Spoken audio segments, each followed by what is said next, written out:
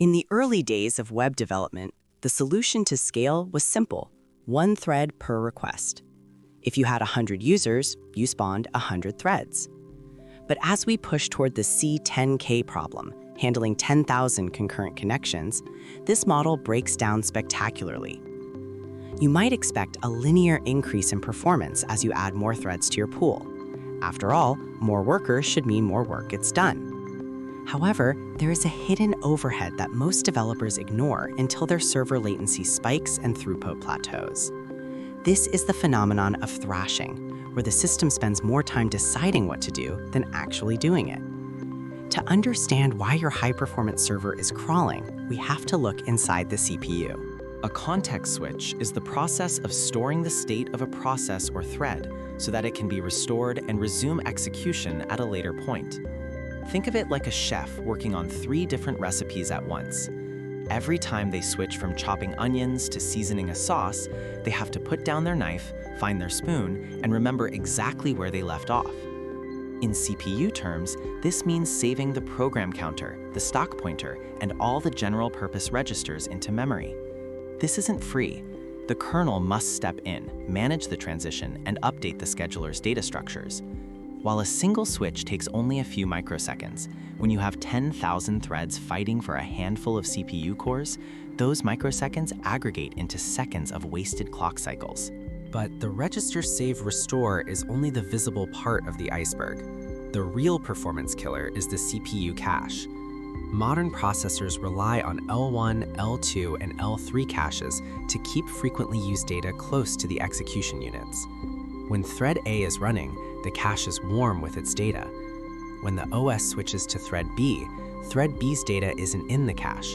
The CPU must wait for a slow trip to RAM. Worse, thread B's data evicts thread A's data. When we switch back to A, we face another cache miss. With 10,000 threads, no thread ever stays on a core long enough to benefit from the cache. You are essentially running your high-speed CPU at the speed of your main memory. To visualize this, let's look at the context switch tax. On a typical Linux system, a context switch costs between 1 and 5 microseconds. If your server is handling a high volume of small requests, like an API call that takes 50 microseconds to process, and you are switching threads constantly, you might be losing 10% or more of your total CPU capacity just to management. As the number of threads grows, the scheduler's complexity often moves from constant time to linear or logarithmic time, meaning the more threads you have, the more expensive each individual switch becomes. This is why a server with 10,000 threads often has lower throughput than a server with 100 threads. If OS threads are so expensive, how do modern languages like Go or environments like Node.js handle millions of concurrent connections? They use user-space threading, often called green threads or Go routines. Unlike OS threads, which are managed by the kernel and require a full context switch, user-space threads are managed by the application's runtime. A switch between Go routines can happen in as little as 10 nanoseconds, hundreds of times faster than an OS switch. They also have tiny stocks, starting at just 2 kilobytes, compared to the 2 to 8 megabytes typically reserved for an OS thread. This allows you to fit 10,000 or even a million logical threads into the same memory footprint and CPU budget that would choke a standard thread per request model. When you benchmark these systems, you see a clear breaking point. With thread per request, throughput rises until the CPU cores are saturated. Then it falls sharply as the overhead of managing 10,000 threads takes over. This is known as the L curve of performance. In contrast, non-blocking I/O and user-space threading maintain a flat, high throughput, even as the number of connections increases. Because they don't block the underlying OS thread while waiting for a database or a network response, they can keep the CPU busy doing actual work. The goal isn't just to have more threads. The goal is to have the right number of threads, usually matching your CPU core count, and multiplexing your tasks over them efficiently.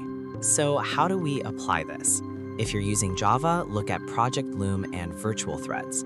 If you're in the JavaScript world, embrace the single-threaded event loop and non-blocking promises. In Rust or Go, use the built-in runtimes that handle the heavy lifting for you.